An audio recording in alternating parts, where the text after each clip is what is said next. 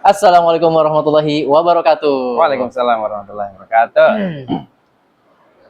Halo teman-teman semua, berjumpa kembali di channel ini. Kita akan bahas isu-isu terkini terkait yang sekarang sedang viral nih, Kang. Apaan tuh? Sekarang itu lagi viral dan banyak pro kontra di hadapan masyarakat, termasuk di hadapan para ulama juga. Ada satu pernyataan ataupun statement dari Basnas yang katanya memberlakukan zakat profesi ini.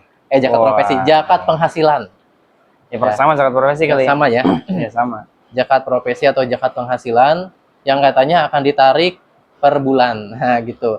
Jumlahnya kemarin di berita itu kurang lebih sekitar 7. Kalau upahnya atau gajinya mencapai 7 juta sudah terkena wajib zakat. Nah, Waduh. gitu. Kira-kira Ya. ini gimana nih, Kang ya?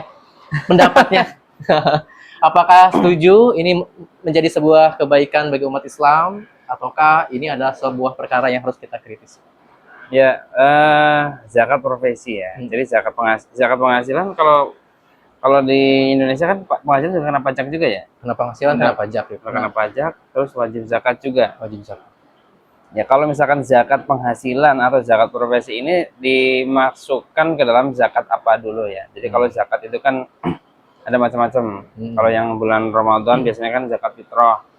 Itu memang wajib per kepala. Baik dia itu orang tua maupun anak bayi yang baru lahir, ya itu wajib dizakati. Itu wajibnya per kepala. Nah, kemudian yang kedua ada namanya zakat mal. Zakat mal itu zakat harta. Zakat harta itu bisa zakat yang punya tabungan. Ya. Kemudian ada zakat perdagangan yang punya bisnis. Ya, ada zakat pertanian. Ya, buah-buahan seperti kurma, kemudian gandum, yang punya kebun menghasilkan buah-buahan lah.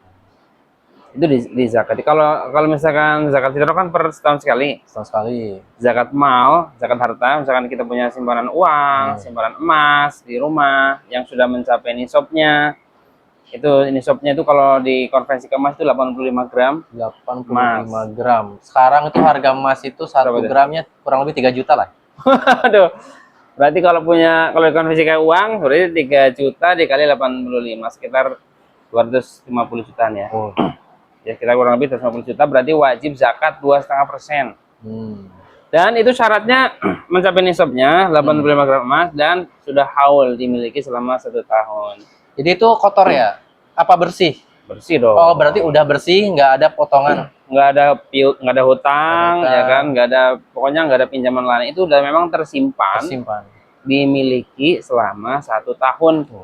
Ya, di simpanan gitu. Kalau zakat pertanian itu setiap kali panen. Habis panen baru. Nah, zakat profesi itu masuk ke zakat mana nih? Zakat mal dikonversikan maksudnya ke zakat mal harta atau zakat panen pertanian gitu maksudnya, ya kan? Iya. Harus jelas ya. Kalau dikiaskan ke dalam zakat mal, ini kan sebenarnya memang di zaman Nabi kan nggak ada tuh zakat profesi itu. Iya. Kalau zakat mal berarti kan itu per bulan ya? Iya, nanti diambilnya per bulan. Tidak memenuhi syarat dong. Nah, syaratnya harus dimiliki selama 1 tahun. Selama 1 tahun. Gitu. Berarti zakat panen dong. Jadi mungkin dikiaskan panen tiap bulan. Itu juga sebenarnya kurang tepat juga. Jadi dia memang harus panen itu kan proses menanam, nanti nanam itu ada hujan atau enggak gitu ya kan.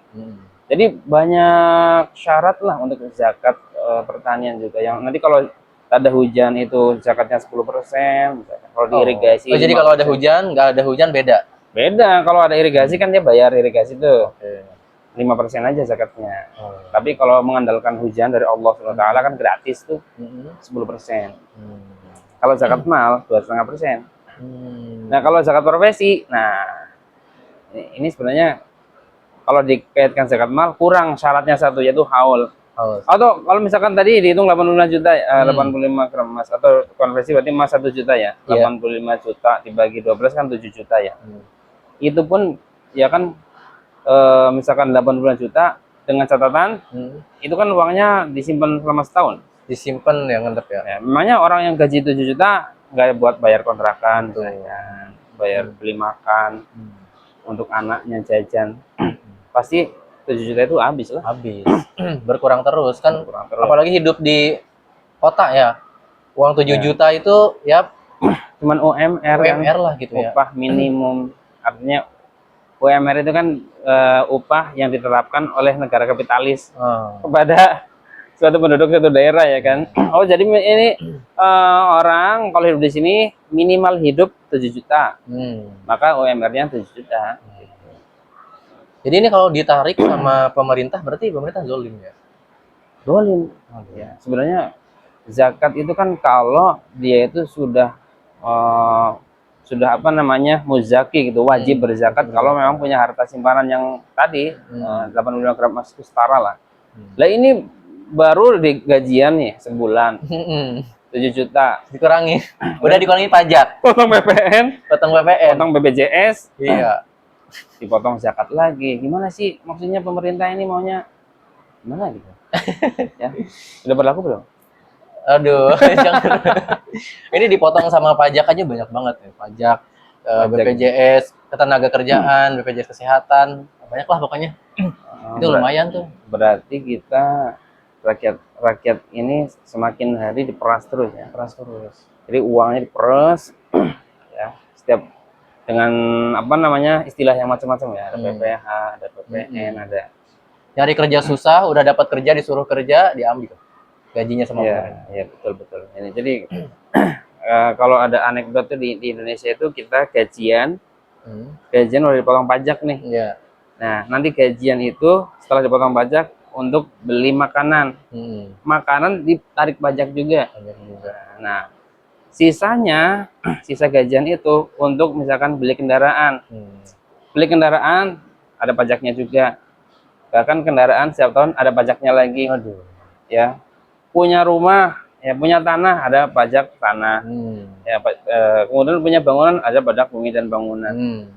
Sebenarnya duit kita itu ditarik terus ya. Ditambah zakat. Waduh.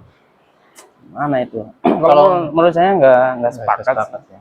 Jadi kan ini kan zakat ini kan masih kontroversi ya. Jadi karena tidak ada di masa Nabi, ini masanya adalah ulama-ulama kontemporer yang punya ide, gitu, punya ijtihad. Dan juga ini peluang kritiknya masih sangat lebar gitu. Tapi ini ada hubungannya sama ini nggak sih? Sama program pemerintah biar mensuksesi program CEO itu ya. CEO MBG. Iya, kan katanya butuh dana. Kemarin kan sempat tuh ada pernyataan katanya. Ya kalau bisa masyarakat bahu-membahu tolong-menolong untuk mensukseskan pendanaan MBG katanya gitu. Ya. Bisa jadi karena memang Menteri Agama juga kan ada yang diberitain statement gitu. Bisa dialokasikan dari zakat ke untuk MBG ya. Parah. Gimana itu padahal MBG itu tidak masuk ke dalam mustahik zakat. 8 asnaf itu nggak masuk. Masa? Ini pengelolaan zakat ya pemerintah itu harus berbenah lah. Jadi memang di dalam negara kita saat ini banyak lembaga-lembaga zakat swasta benar. Pesantren ngadain sendiri, masjid ngadain sendiri, masyarakat ormas ngadain sendiri.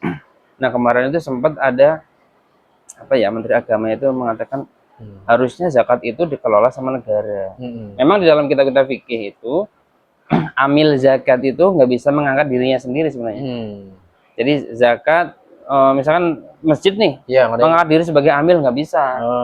Yang ngangkat amil itu harusnya pemerintah. Nah, tapi pemerintah apa dulu ya kan? Apakah pemerintah demokrasi? Jadi kalau dalam kitab fikih itu ya pemerintah yang sah secara syar'i. Nah, pertanyaannya negara demokrasi sah nggak secara syar'i? Ternyata kan nggak sah. Harusnya negara yang sah secara syar'i itu adalah negara yang sesuai dengan tuntunan Nabi Muhammad SAW ya kan. Kemudian cara pengangkatannya dengan cara baiat, kemudian setelah dibaiat kemudian dia menjalankan Al-Quran dan As-Sunnah, peraturan-peraturan sesuai dengan hukum-hukum Islam. Nah, barulah dia memiliki legitimasi untuk mengangkat seorang amil yang mana masyarakatnya nggak boleh zakat ke orang lain kecuali kayak yang diangkat oleh pemerintah. Ini sekarang kan kacau.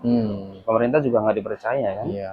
Gitu. Yang pertama pemerintahnya nggak meriayah, jadi masyarakat disuruh kelola sendiri gitu ya, bagi-bagiin sendiri. Jadi sebenarnya panitia zakat yang di masjid itu, Iya. itu statusnya bukan amil. Jadi Dia apa dong? statusnya adalah wakalah. Wakalah. Jadi orang yang punya muzaki itu Mm-mm. mewakilkan kepada pengurus masjid untuk membagikan. Dia nggak berhak dapat sebenarnya. Oh, jadi sebenarnya yang ngelola di masjid itu panitia zakat Bukan itu? amil dia, karena dia mewakilkan saja, dia yang bagiin ke masyarakat lah. Tapi sekarang ternyata faktanya ya. Nah, itu kan kesalahan karena tadi sistem Islam tidak diterapkan secara sempurna gitu.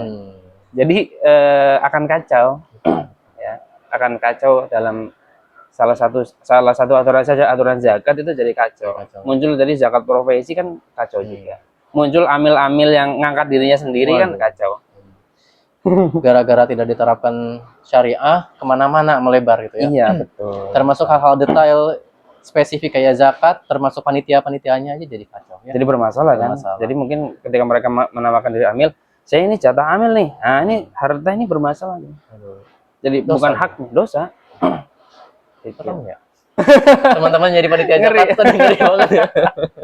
Iya, sebentar lagi muncul zakat di akhir Ramadan biasanya. Aduh. Jadi antum itu bukan amil ya, ingat ya, tapi wakil orang yang untuk membagikan zakat. Karena pemerintah tidak punya legitimasi untuk mengangkat amilnya dari negara. Yang milih dia itu mustahik, boleh nggak dari panitia dari masjid itu? Oh, ini nih mustahik nih. Ya, boleh dari Itu masyarakat, boleh. dari masyarakat. Dari masyarakat. Dari aspirasi masyarakat. Oh, ini orang kasihan nih, kayaknya mustahik nih. Termasuk yang bagi-bagi ini tadi yang menganggap dirinya amil. Mungkin spesifikasinya jangan menganggap dirinya amil. Ya, Kira-kira saya ke bagian mustahik yang mana sih gitu? Kalau masuk berarti nggak apa-apa kan? kalau masuk nggak apa-apa. Sesuai dengan ya keadaannya lah, kita kan 8 asal. Karena negara nggak peduli lagi orang miskin yang mana, fakir mana, ya kan? Ya kita menilai, oh kira-kira dia memang layak gitu masuk ke 8 asnaf itu, boleh. Gitu. Baik lagi ke tadi ya. Jadi zakat profesi yang dikeluarkan Baznas itu ya menurut hemat kita ya tidak sesuai ya. Ya, jadi kita berhak menolak lah. Berhak menolak. Karena itu kan sebenarnya fatwa ya kan. Fatwa itu kan boleh nggak setuju. Boleh nggak setuju. Bukan hasil istihad, tapi istihad untuk dirinya sendiri. Tidak bisa disebarkan untuk orang lain sebenarnya.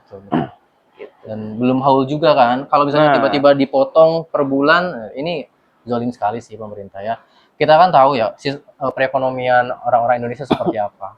Banyak. Yang pertama kan misalnya rumah lah ya, kebutuhan dasar, kebutuhan pokok saja kan tidak disediakan oleh pemerintah.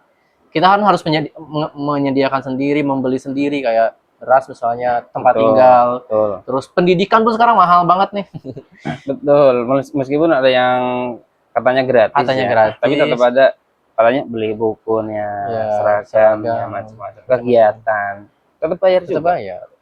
Ya, jadi mudah-mudahan ini bisa didengar ya oleh orang-orang yang berkepentingan ya, agar ini lagi ya dipelajari lagi ya terkait bab zakat ini agar tidak salah kaprah penerapannya. Khawatirnya malah menjadi kezoliman dan nanti khawatirnya terbawa nanti ke akhirat bagaimana ya kalau banyak yang nuntut. Iya, ya Allah. Seram sekali, mohon maaf ya Bapak pemerintah, tapi itu jadi shortcut kita ya buat masuk ke surga dong.